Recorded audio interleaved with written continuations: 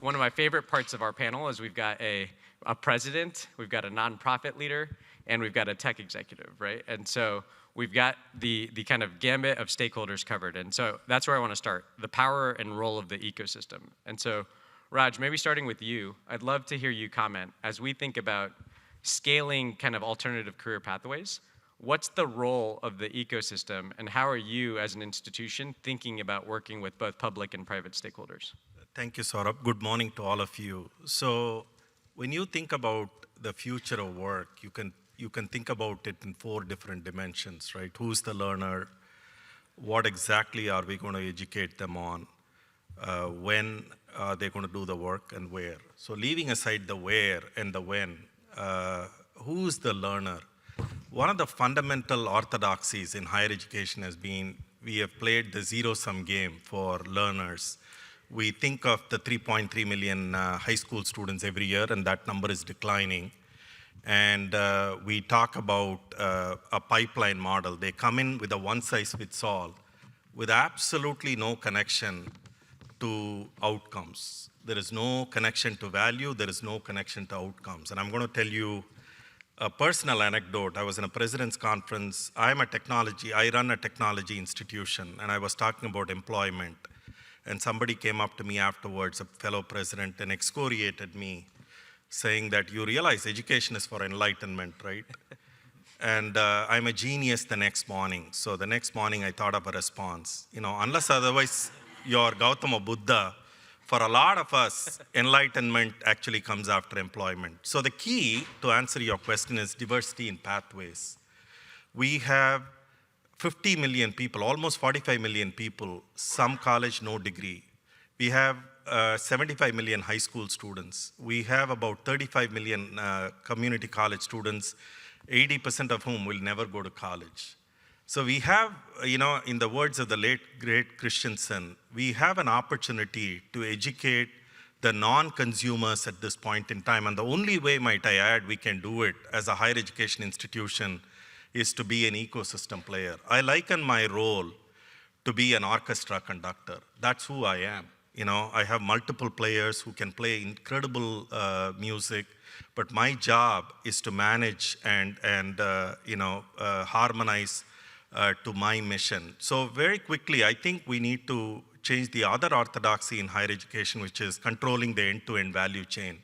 There are lots of people, industry, community colleges, high schools, that require our collaboration. And to me, once we bring all these players in, we are going to have the kind of outcomes that we need as a society.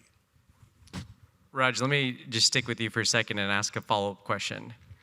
Everything that you said, I believe in it and I'm excited by it, but I've seen a lot of higher ed institutions fail to do that and fail to do that quickly.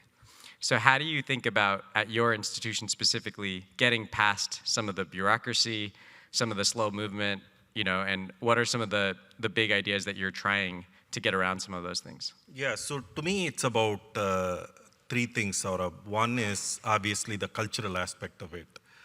I don't frame it in terms of challenges. I never use the word enrollment cliff, the words enrollment cliff in my organization. I think about the opportunities of targeting the non-consumers at this point in time who deserve our support. So culturally, this is what we are doing. We tied back to our purpose, which was founded. We were founded in 1890 on a very noble vision to educate students from all walks of life. So I go back to that, and I think that is important. The second is clarity. I am very unapologetic about the fact that we have to be industry aligned, and we are about outcomes. When I came in 2 years ago, our employment rate is 92%. We attract, in this latest class, 37% of our students are Pell eligible. This was in a footnote of a 47-page brochure, right? So clarity, what is it we are in here for? We are here to empower our students so that they can become people and learners that matter. And the last but not the least is speed. To me, if you are radically different, being slow is okay. but if you're derivative, being fast is the only way to keep up. So those are my 3 principles as far as communicating to our stakeholders. Mike, let me go to you as the private sector panelist. What are you seeing in terms of successful partnerships with higher ed institutions? Yeah, well, I think the idea of an ecosystem is so critical. And one of the things we've been doing over the last, I would say, 12 months or so within Amazon Web Services and Amazon broadly is thinking about what are the different programs that we have inside Amazon where we're working to try and address this challenge of how do we provide more access to opportunity. Particularly, obviously, we're interested in at Amazon Web Services, reskilling and upskilling around tech, specifically cloud, where we know there's a massive, massive skills gap. In fact, if you look at surveys out there, I think one recently by Global Knowledge said that cloud computing was the second hardest area for IT decision makers to find capable talent that had the requisite skills. And we know, talking firsthand with our customers actually, that the skills gap and the lack of skilled qualified talent is oftentimes cited as the number 1 or number 2 impediments to them consuming more cloud and innovating faster and growing as a company. And so we have a desire, not just as good stewards in our communities to help close the skills gap, work in tandem with higher education and community organizations, but we also, it's a key business impediment for us and our success because it matters to our customers. So we've been looking at what are those programs that we have in the communities with higher education institutions, and where are their silos? And no surprise, there are a ton of silos. And so we've been actually launching what we call Skills to Jobs Tech Alliances, where we're trying to close those silos internally at Amazon and Amazon Web Services, but also externally with our customers and our stakeholders, bringing together higher education institutions. We're doing this globally. Higher education institutions, governments, what we call convening organizations. So organizations like JFFF, organizations like chambers of commerce, or nonprofits like Computing for All. And what we're doing is bringing us all together in one room, and we're talking about the skills gap. We're having a conversation around what are the challenges we're seeing, and then what are the opportunities that we have together to go address it and solve it. It's forums like this, right, where we're actually inviting higher education leaders, we're inviting nonprofits, we're inviting tech, and we're having a dialogue together versus operating in individual silos. So we're trying to do that internal at Amazon, but we're also doing that out there in the public sphere with our community partners, with governments, with higher ed. Mike, maybe one follow-up to you is, as you've done this work and you're continuing to do so, what do you see as the big unlocks to scale?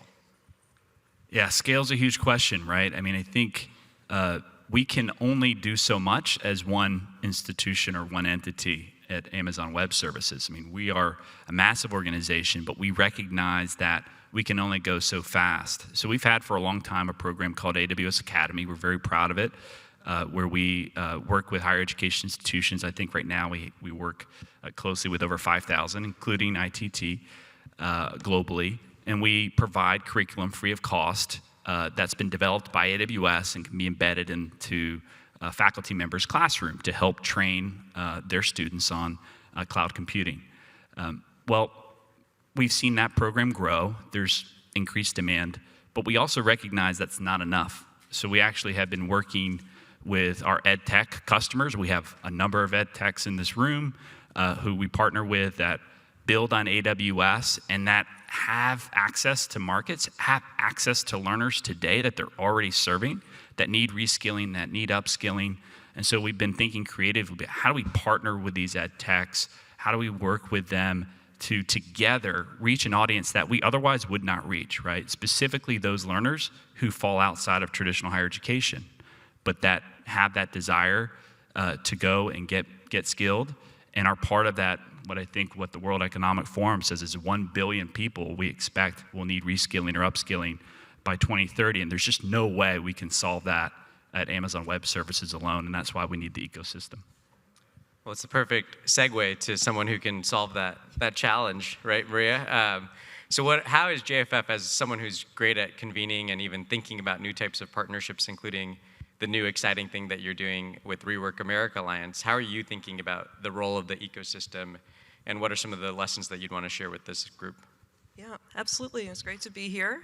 And just to add to some of the other great statistics that were outlined, I'm looking at you, Phyllis, because you said something to me yesterday that really stuck with me, which is that there was I hope I'm getting this right, there was a new report came out that talked about the fact that Chicago Public Schools has an 84% graduation rate, which is great. Amazing. However, if you look 10 years out, only 30% of those graduates attain either a 2-year or a 4-year degree. 30%. And then I went back and I dug in deeper. The percent for black men is about 13.6%. So I think just reiterating the point that, I think too much our field gets caught up in this kind of theoretical debate about degree or not degree. And I think we need to just simply move away from that. Maybe it's not so simple, but we really need to try to make that simple.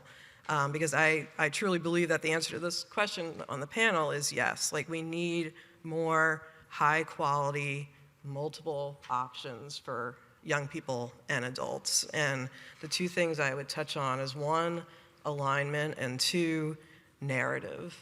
So on the alignment piece, completely agree, right? This is an ecosystem issue, right? Employers need to be involved. There's great progress, I think, happening between SHRM, Chamber of Commerce, and Business Roundtable, for example. There was a statement that they jointly put out about a week ago, all 3 associations agreeing really to dial in on a skills-based approach, right? So important momentum there. Momentum, I would say slower, right, around the traditional post-secondary space, but I think that's where there's great opportunity. Then you have good momentum kind of on the disruptor or the new entrant side, but then I think that gets us to the question we're going to dig into later around quality and scale. But there's a role for everyone, and at JFF, like, we really felt there was a big need to align first around what problem are we truly trying to solve. And for us, we have framed that as a new North Star, which is that in 10 years, we want to see 75 million US workers who face systemic barriers to advancement working in quality jobs. And within that number is counted most women, most people of color, anyone without a 4-year degree, and anyone with a criminal record.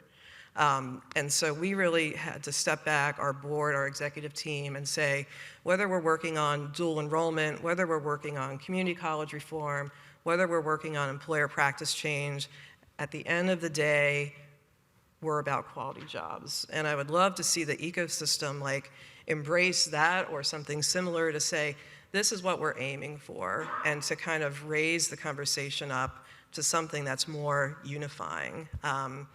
2 weeks ago, we announced that we're bringing the great Rework America Alliance that the Markle Foundation has led over the past 10 years into JFF, because Beth Colbert, the Markle Foundation president, and I just, one thing that we truly believe is that we need to make it easier for the field to adopt these practices, to understand how these pieces fit together. And so by kind of consolidating their work within JFF, we're going to kind of pick up the baton from here and work to kind of scale it within our networks and our infrastructure. So really excited about that. And I think we need to see more of that, right? We need to see more leaders being willing to think about their work in different ways and kind of where is the best place for that work to really get traction and to scale. And I know that's a hard thing to do. Around narrative change, as I said before, I think we often as a field ask the wrong questions. And so how can we also be changing the narrative not only kind of at the leadership kind of institutional level, but also in terms of what we're telling families and workers and young people about what those options are. And as my oldest is now a sophomore in college, but kind of just watching her go through the process and how little information she was getting about any other alternatives was pretty staggering. So And again, that's not a new thing, right? The Clinton administration and their School to Work initiative 30 years ago was trying to tackle narrative change. But I think that this really is the moment, given what we are seeing about the choices that students are making about what they want. We need to really solve that problem now. So let me start with you on that exact theme, Maria, right? So what we're seeing across the field is that there is a lack of information as students or workers are trying to think about high wage, high growth pathways, right? And you just alluded to aspects of that are related to narrative. There are probably other issues that are there. And so as we think about trying to get to a yes on this question, what are some specific actions that you think stakeholders can take to start helping people better understand what actually are the pathways that we should be pursuing to have prosperous lives and careers? Yeah, so I think that the work that Jean Eddy was describing on the prior panel that they're doing at American Student Assistance is a big piece of that, right? They're really trying to get this information to young people earlier, like as early as middle school, and they're testing out direct to learner approaches through their tech platforms. So I think that's really exciting. I also, in partnership with ASA, we just released some survey findings a few days ago. We have a new report that's called Success Redefined. And in that, we jointly surveyed about 1,000 learners who have opted not to go the traditional college route. And the 4 things that they said they were really looking for in alternative pathways were faster, things that will get them a good job, pathways that will enable them to work and learn at the same time, and things that we're not going to put them in debt, right? So 4 pretty things that we could probably all guess, right? But how do we and we heard this a lot yesterday, right? How do you actually listen to what the consumers are saying and really start to redesign your systems around that? So I do think it has to start earlier. We need to really think about how do these various even federal programs and systems start to have a more unified approach. Right now our federal policy does not kind of enable, right, these pathways very effectively. So I think there's a big role for federal policy there, as well as state policy as well. That's where I would start. Thanks, Maria. Raj, let me go to you on a similar theme. So yesterday, Ben was sharing a lot of the statistics on just public confidence in higher ed, right? And as we start thinking about access, I remember in our discussions, you were the first to highlight it's not just access. We need to be thinking about completion as well, and really thinking about holistically the ROI of the value proposition. And so I'd love for you to talk a little bit about how you're doing that, and as we think about getting more people to know about high wage, high growth pathways, how do you do that effectively? Perfect. Thank you, Saurabh. And I'm going to build on Maria's answer to the previous question. To me, we venerate access. I'm only talking about higher educational institutions, and people talk about access to first generation low income, but we never focus on the career success or the outcomes. What is the point in having 70% access to first generation and low income when your graduation rate is only 40%? This is actually contributing to the problem of some college no degree, if you will. And so the question we have to ask ourselves is, what is in it? What business are we in? And the business we are in is fundamentally to empower our learners and students to go on and have productive lives as defined by themselves, which is a value proposition, right? So to me, when I think about it from a university perspective, the value that I offer, obviously we provide access. It is meaningless unless otherwise there are tangible outcomes. People must be able to go on and this whole talk about silos, we cannot be contaminated by the industry, etc. I think it is silly, It is about silo bridging, and we do have an Amazon Web Services Academy on our campus that has really boosted the career prospects for our students, etc. Which leads me to another point. There was a Lightcast data that I saw the other day they have something called skill alignment scores, and they evaluated each major in terms of skill alignment. So 63% visual arts. That means visual arts majors have the skills developed in their major are well acknowledged by the industry, and there is instantaneous ROI for the industry, if you will. There were some majors below that were at 27% and so on. I know from my conversations with people like you, these majors are highly sought after by you for their synthesis skills. I'm at technology institutions, but I say we'll be failing in our job if we develop engineers without EQ. So there has got to be human skills. And same thing for, I would say, for these majors that are low, the problem is one of translation. Can we ask ourselves the question, okay, we are providing these skills, this knowledge. Can we talk to the Mikes of the world and say, Mike, here are the knowledge bases of our students. Can you provide internships, experiential learning opportunities, projects? Tell us what exactly will make the student become an impactful player, employee in your organization. And that translation part, higher education seems to have abdicated the responsibility, and it is our job to reach out, build ecosystems, reach out across the aisle and say to the corporate partners, the industry affiliates, and say, how do we make sure that the knowledge and the abilities of our true students translate into things that matter for you? So to me, at the ultimate thing, the ROI is all about employment. Are these students able to go on and live a purposeful life? And that's basically what it is. Thanks, Raj. And Raj is being humble. For those who don't know, you should look up some of the outcome statistics for his institution, and they're quite incredible.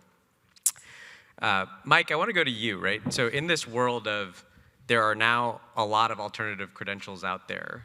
And of course, one of the exciting parts of what you're doing is it's linked to clear industry demand. But how have you gone about actually trying to communicate to the learner or worker what the value proposition of kind of some of the things that you all are doing are, and what's working and what's not working? Yeah, I think, again, one of the things we've learned is that there's only so much that we can do as an organization on our own. And in fact, we're much better off if we're working with AWS customers who are often employing individuals in cloud roles and are coming to us and saying, we can't find that qualified talent. Going back to them and having a conversation about, okay, well, tell us more, right?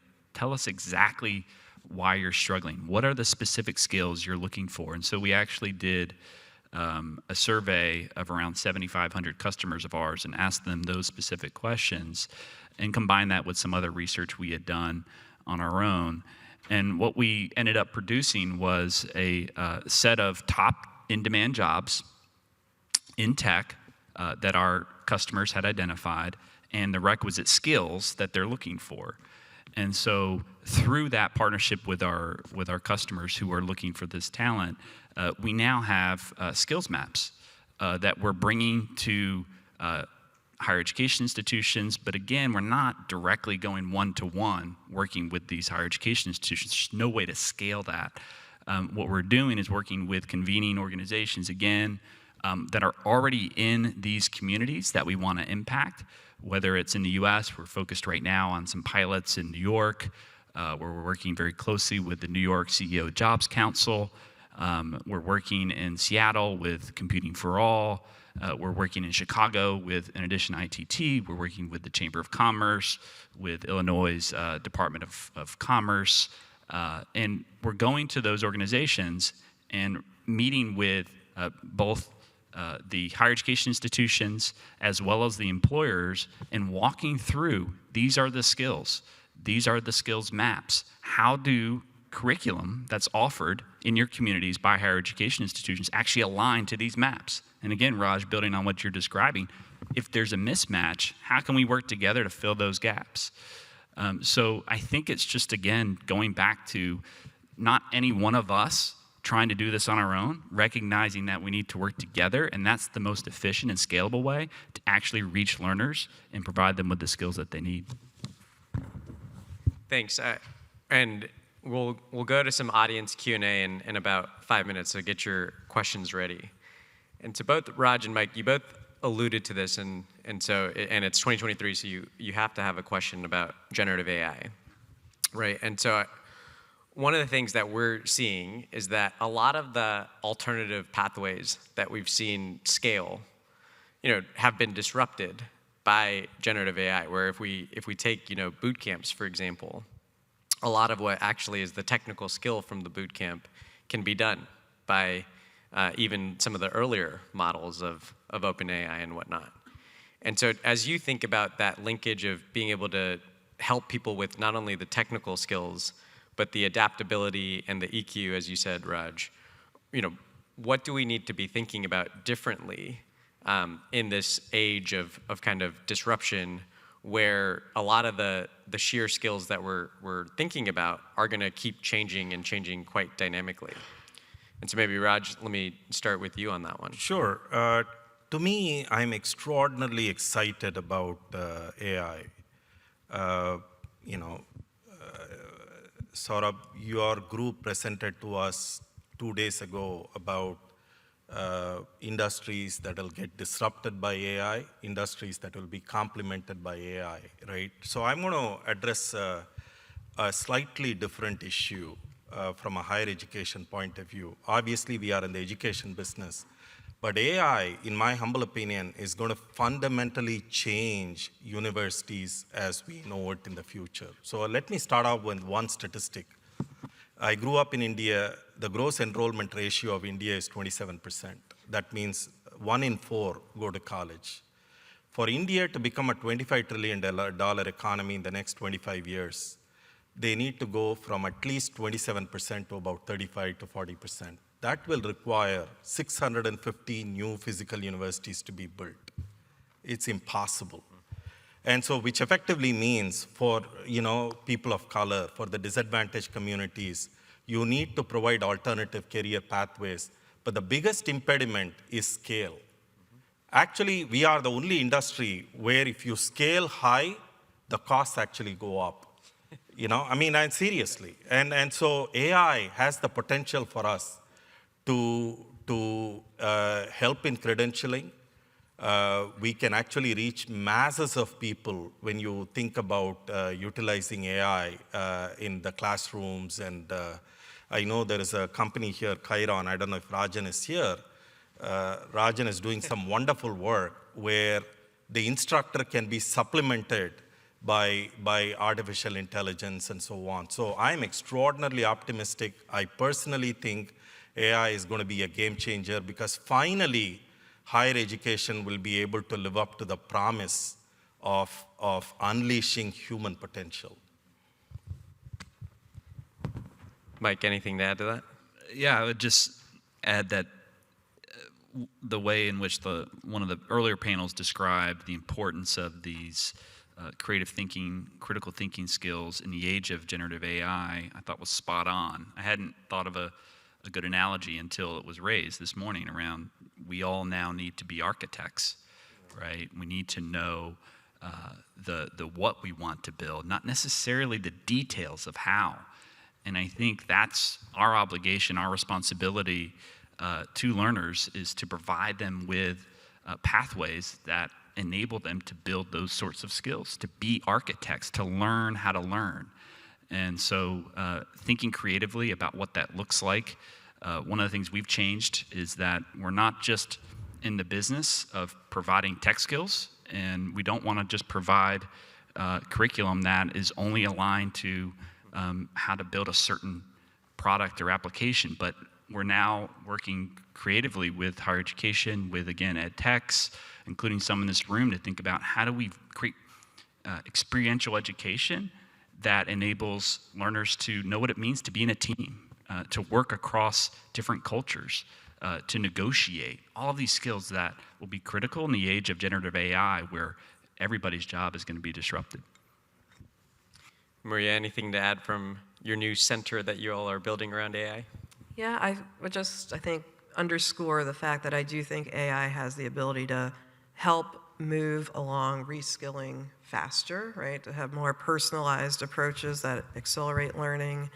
I think it's going to add a lot of benefit to kind of coaching, mentoring. But as was discussed yesterday, I think if we don't center equity kind of at the beginning of these conversations, we run the risk of growing the divide. So we also released a survey around AI. One thing that jumped out to me was 88% of the workers we surveyed said that they don't trust their employer to help them navigate AI, right? So again, it kind of comes back to the role of like the role the ecosystem can play to kind of help pave the way for workers and learners moving forward on this. Thanks, Maria. And if anybody wants to work on what we think is a billion-dollar idea, Maria and us were whiteboarding in the lobby yesterday, and we think we have it on AI coaching solution. Any questions from the audience?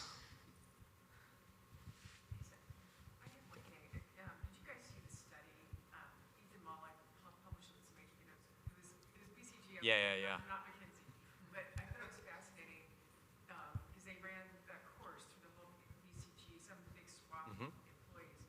What I loved about it was that it showed that the AI, it was AI, but it was a delivery, AI delivered learning, skilling, and what they found was the lowest performing people, and I appreciate lowest performance like BCG is a relevant term, but the lowest performing people came out much further ahead than the higher performing people. And so it actually allowed the bottom of the pyramid, again, appreciating BCG pyramid's different, to move up into the top. And I thought that was just such a cool piece of research. And so when you think about equity, such a hopeful moment for equity. So I was curious if you guys have seen it or think about those possibilities. Yeah, I think it's a great example, and I think something that we need, it'd be great to test that out in other environments, because I'd be hopeful that we'd see the same type of result.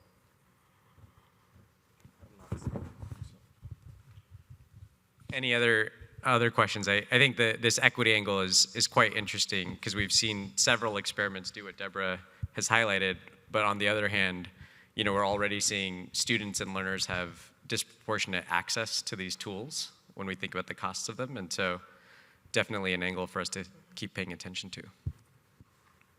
Good. I wonder, every time we talk about alternative career pathways or alternative pathways to career, I think there's an implication that this may be somehow lower prestige. Like in this room, we think it's smarter, faster, better, but then do we put our own kids on those paths, or do we think like this is a great path for other kids? And if so, how do we, if this is the right pathway, how do we bring prestige into that pathway? Yep, I think it's the right question, and I think it is that very real risk that this turns into another tracking conversation, or tracking risk is something that we need to tackle up front. Yesterday I think the Swiss model was referenced, but I saw the same thing on a study trip to Germany, where their apprenticeships with Deutsche Bank, for example, are valued just as much as their high-end university degrees. And I just feel like we are so far from that right now in the US. Even when you look at the growth of registered apprenticeship, it's still, I don't think we've changed the perception of that enough. It also remains very white, very male, very geared towards the skilled trades, even though there's been some expansion of that. So I don't have an answer, but I think it's the right question to ask. Otherwise, I don't think we're going to get the scale and the traction and the kind of universal adoption that we need. Saurabh, can I take 10 seconds to answer this? Great question. To me, looking at it as binary, traditional education, alternative education is going to lead to this whole tracking conversation. And I think universities have to play a large role by ensuring mixing the alternative with the traditional education so that it becomes a seamless offering. So stackability and the other things. We've run out of time, but at least we can just call it next year Better Career Pathways. There you go. That's right.